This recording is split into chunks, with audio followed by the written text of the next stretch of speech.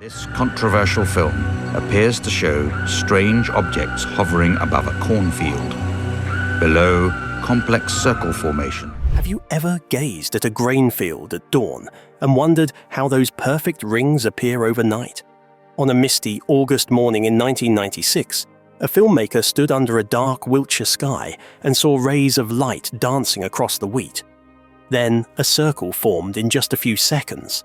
6 glowing orbs were caught on camera, showing a beautiful transformation in the field. What happened that night at Oliver's castle? They thought it was just a prank with boards and ropes, but what if it was something else entirely? What force could shape perfect circles in seconds without leaving a trace? The origin. People began noticing crop circles in fields in southern England in the late 1970s. At first, they looked like rings of bent wheat or even barley. Many thought pranksters made these circles overnight using boards and ropes. 2 farmers, Doug Bauer and Dave Chorley, later said they started the prank in 1978. They showed how they bent the stalks, but over time the patterns grew more complex. As the rings spread across more fields, some patterns showed gaps, lines or shapes that did not fit normal rings. Farmers found stalks bent at the base without being broken or damaged. That meant something pushed the plant from below. In 1989, a group of people formed the Centre for Crop Circle Studies to track new formations. They measured their size, shape, and direction. Some circles reached over 100 meters across. Some people began to guess that wind or whirlwinds made the shapes, but that idea did not explain the exact lines or straight edges. Stories were told about magnetic fields and some hidden forces. A few scientists, like William Levengood, grew curious. He tested plant samples and saw small changes in the nodes. Those changes surprised many, but no one had ever filmed a crop circle in action. Visitors could inspect the flattened stalks at dawn, but they never saw the moment those crops changed. Everything changed on August 11, 1996, near Oliver's Castle in Wiltshire. A filmmaker named John Whaley set up a camera beside a field of barley. He aimed to record animals at night, but instead he caught 6 lights rising above the stalks. In 2 seconds, those lights bent every stem into a 6-petal design. His tape offered the first moving record of a circle forming under human eyes and became a landmark in crop circle study. But what exactly happened on that cold Wiltshire ridge that night? What did John Whaley's camera truly capture in those 2 seconds that changed the crop circle mystery forever? The night on Oliver's Castle. Oliver's Castle stands on a gentle ridge in Wiltshire, just north of the town of Devizes. Its ancient earthworks date back to Iron Age builders who shaped raised banks and ditches to guard their community. By the late 20th century, the empty fields around the hill became part of a quieter landscape of farms and footpaths. On the night of August 11, 1996, the barley field near the old ramparts would see something no one had ever seen before. That evening, John Whaley returned from a factory shift in nearby Pewsey. He often brought his small camcorder to record wildlife. His camera, a handheld mini-DV model, could capture low light with reasonable clarity. After the clock struck midnight, he parked his van beside a narrow track and set up his tripod about 15 meters from the field. He wore a dark jacket and sturdy boots outside. He checked the focus, adjusted the volume, and pressed record. He planned to film foxes or deer as they crossed the barley. For nearly 40 minutes, no animal showed up. He felt a thrill at every rustle, hoping for something more. The air was cool, and low mist rolled over the stalks. Distant farmhouse lights glowed like tiny beacons, but the field stayed still. He saw a fox quickly slip behind a distant hedge, but it vanished too fast for more than a quick glimpse. As the clock neared 3:30 in the morning, he considered stopping the camera. That was when he saw them. 6 lights were rising from the grain. The lights moved together, each one about the size of a paper lantern. They lifted slowly, drifting above the tops of the barley. John leaned forward and tightened his grip on the tripod. His breath caught as the orbs began to drift outward, forming a circle. He whispered in surprise, unable to believe what he saw. In a blink, the crop below bent outward from the center. The stalks curved without breaking, creating 6 perfect petals. The change took no more than 2 seconds. Then the lights shot straight up, leaving only a dark sky. John Whaley kept filming for several seconds more until his tape ran out. By dawn, he walked back to the field. A flawless 6-petal flower lay on the ground, each petal nearly 20 meters long and 2 meters wide at the center. He paced the edge, looking for any clue beyond the crop itself. In awe, he filmed the design in the calm morning light. Later that day, he showed the tape at the Barge pub in Devizes, where locals gathered around to watch the strange event unfold. Capturing the circle. John Whaley arrived under a moonlit sky near Oliver's Castle with a handheld camera and tripod. He chose a quiet spot beside the barley and began recording. What he collected would later become a central piece of crop circle research, preserved intact on the tape. Forensic technicians copied his mini-DV footage into high-resolution digital files. They examined each frame for signs of tape alteration. The magnetic track showed no breaks. Video specialists observed consistent background noise, ruling out the possibility of editing. They measured the timing of events by counting frames against field markers. This method verified the rapid formation sequence without interruption or manipulation. Filmmaker William Gazecki obtained the unedited tape for his documentary Crop Circle's Quest for Truth. He interviewed John in a converted barn, capturing his account of the night. John described keeping silent to avoid disturbing the scene and checking the viewfinder only when the camera beeped at tape end. The film presented the full sequence without being interrupted, allowing viewers to see the event as recorded. Researchers from the University of Bristol used aerial photos taken at dawn to map the flattened area. They compared this pattern to dozens of other formations recorded in the area and found no deviation from its geometry. They matched digital frames to ground markers and verified the 6-fold design's exact proportions. By overlaying grid lines on the images, they confirmed each petal's distance from the center stayed within half a meter. Data teams then used 3D models to study how the pattern aligned with the terrain. Biologists also examined stem samples from inside and outside the circle. They observed that the joints between stem sections were elongated and softer inside the design. They also measured moisture content and found levels 20% higher inside the circle than in nearby fields. To test this effect, they applied controlled heat in the laboratory to healthy barley stalks. When warmed to 50 degrees Celsius, the nodes stretched similarly. However, no heat source existed on the farm that night. This comparison suggested that an unseen energy pulse affected the plants during the event. Some people attempted small-scale recreations to explore possible causes. One group used battery-powered lamps mounted on rods, moving them slowly across a test plot. They could bend stalks over for several minutes, but many stems broke, and the shape remained irregular. Another team experimented with low-frequency sound waves to bend the plants. Their patches formed randomly and lacked symmetry. These tests ran under clear skies with light wind, not the misty conditions of that night. These tests showed how hard it was to match the original event's speed and accuracy. The original tape now resides in a climate-controlled archive at the Wiltshire Museum. Conservators created multiple backups and logged every transfer. Researchers still reference these files when testing new ideas on crop circles. The recording serves as a benchmark for comparing any future attempts to film formations live. Experts apply advancing technology to search for clues in its frames. Lights in the field. Researchers turned their attention from the tape to the orbs themselves. Video analysts measured each light's shape, size, and movement. They noted that the orbs held a nearly constant glow for just under 1 second before dimming. Using on-screen markers, they calculated that each orb traveled at roughly 1 meter per second along a circular path 10 meters across. These details suggested a controlled motion rather than random flickers.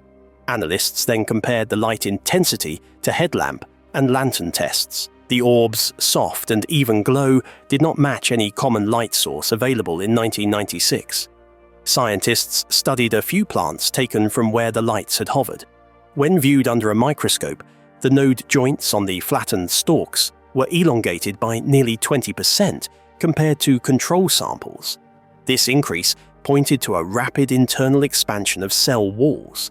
In laboratory tests, researchers heated healthy barley stalks to 50 degrees Celsius for 2 seconds and produced similar elongation. However, no heating device was present at the site, and no scorch marks appeared on the plants or soil. Scientists concluded that an unknown energy pulse likely passed through the grain during the event. Soil investigators dug small pits beneath several petals and found slight warming in the top 10 centimeters of the earth. Thermocouple readings showed the ground temperature inside the design was 2 degrees higher than in the adjacent field. These readings faded back to normal within 4 hours of sunrise. The soil contained no chemical residue or burn marks. A magnetic survey revealed no unusual metal fragments. Together, the data pointed towards a transient energy source. A week after the event, photographer Linda Moulton Howe examined how dew formed on the flattened stalks. In regular fields, dewdrops gather in random clusters on leaf surfaces. In the circle, moisture lined up in tiny arcs, each arc centering toward the circle's middle. This pattern suggested that the stalks bent almost simultaneously, directing dew uniformly along the curves. Howe's findings reinforced the idea of a rapid, single impulse rather than a slow, hands-on process. Hobbyists and engineers attempted small-scale tests to match the circle's speed and form. One group mounted battery-powered heat lamps on a rotating ring and passed it over barley at 5 meters per minute. They bent stalks for many minutes, but broke half of them and left uneven gaps.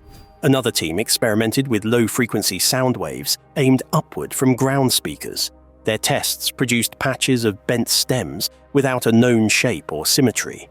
These experiments highlighted how difficult it is to duplicate the event's swift, clean result. Some atmospheric scientists suggested natural plasma balls or ball lightning as possible causes. Plasma orbs can glow and move across open land under certain conditions. Even so, no documented case shows plasma directing enough energy to bend living plants without burning them. Laboratory ball lightning simulations produce heat and damage that do not match the curvature seen in the barley. As a result, plasma theories remain speculative. Despite 3 decades of study, the Oliver's Castle orbs remain unique. No human-made device has bent barley as uniformly or as quickly. No natural process has delivered the same combination of light, heat, and plant change. Each new experiment underlines the circle's mystery and invites further study. Until someone replicates the speed, symmetry, and plant effects together, the lights in that field will continue to puzzle scientists and everyone in general. How different people reacted. When John Whaley's tape first reached researchers and the public, it immediately caught people's attention. Everyone began sharing their thoughts. Some people hailed it as proof that crop circles could form without being done by humans. They pointed to the continuous footage and the perfect timing of the 6 lights hovering for a few seconds before the barley bent itself into a 6-petal design. To believers, the event stood apart from all earlier formations, which were found only at dawn. Now, people talk of watching a living field change its shape in real time. That idea captivated anyone who had ever studied the rings in grain. Among those convinced was Colin Andrews, co-founder of the Centre for Crop Circle Studies. He called the footage a milestone in circle research. Andrews said that no board or rope method could match the speed with which the stalks curved. He also highlighted reports of glowing spheres seen by other witnesses in Wiltshire. For Andrews, the combination of the camera data and the plant changes showed that some circles arrived by unknown forces. He encouraged further field examinations and interviews with farmers to gather more first-hand accounts. Another scientist, known as William Levengood, added a scientific voice to the conversation. His laboratory tested stalk samples from the flattened area and recorded longer, softer nodes than those in control samples. He also measured a slight rise in soil temperature beneath the circle. William Levengood argued that energy moving through the ground could explain both the warmth and the plant bending. He suggested that investigators might consider electromagnetic pulses or natural plasma as agents. His findings drew both curiosity and criticism from different people, something anyone could expect. On the other side, critics such as Tony Harper, who is a journalist, and Joe Nickell, who is an investigator, insisted on a human origin. Tony Harper wrote that the tape's few seconds of action might hide off-screen trickery. He proposed that a small team wearing dark clothing could have used hidden stakes and cables to light the field and press the stalks. As for Joe Nickell, he demonstrated that board and rope tests can create small, rough rings in minutes. He argued that any odd plant behavior could arise from dew, heat, or normal weather changes. Video forensic expert Dr. Colette Dowell examined the original tape in a laboratory. She pointed out subtle audio and visual hints of possible tampering. She noted slight noise patterns that might come from a speaker masking footsteps. She also detected some fluctuations in image brightness that could signal hidden edits. Although her analysis did not prove a hoax, it cast doubt on the tape's purity and invited deeper forensic work by independent teams. Public reaction blended both fascination and skepticism. Farmers charged small fees to guide tourists in seeing the circle. Those tourists bought postcards, mugs, and t-shirts with glowing orb designs. In pubs around Devizes, locals replayed the footage on big screens and argued over pints. On social media, some people posted the frame grabs, timed light sequences, and compared research findings on dew patterns. Some dismissed every circle as a prank. Others believed the Oliver's Castle event remained unexplained and unique. Many years later, the conversation still thrives. No confession has explained how to bend a field in 2 seconds in total darkness. No experiment has matched the exact symmetry and speed recorded on that camera. There are those who agree that the tape captures something remarkable, even if they cannot agree on what that something truly is. The Oliver's Castle footage endures as a touchstone for everyone curious about forces beyond what we know. But was Oliver's Castle truly the last time anyone caught this phenomenon on tape? Or did others manage to film the impossible, hoping to solve the mystery once and for all? Other footage attempts. After the Oliver's Castle recording, several researchers tried to capture similar events elsewhere. In 1990, Steve Alexander claimed he filmed a circle forming near Milk Hill in Wiltshire. His tape shows a dim point of light moving in a loose circle above the wheat. When he later reviewed the footage, a small ring of flattened stalks appeared where the light had hovered. The video quality was low, and some people argue the light may have been a torch or a car headlight in the distance. Alexander insisted he used no editing or any special effects, and he also said no one was on the field that night.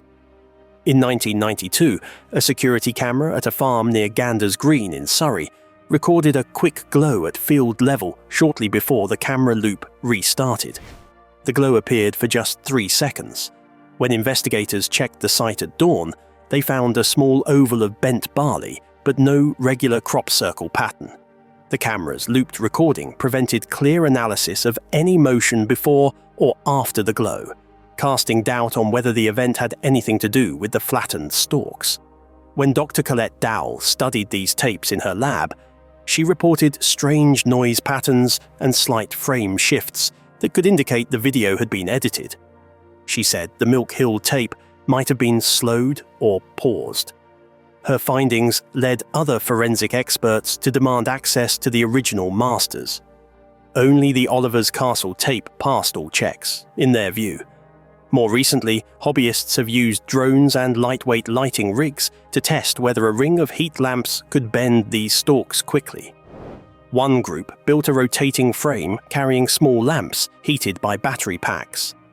They managed to bend those stems over in 5 minutes, but broke many in the process.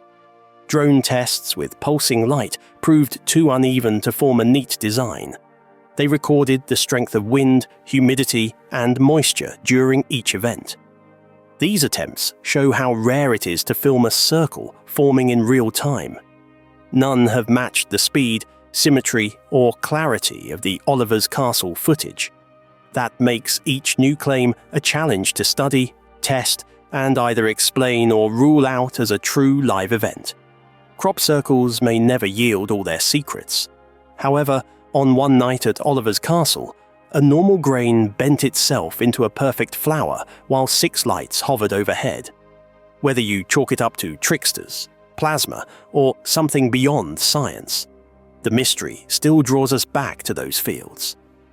If you enjoyed this, look at the first real-time footage. Please like, share, and subscribe. I would love to know your thoughts on this topic in the comments section below. Keep watching more interesting videos on our channel.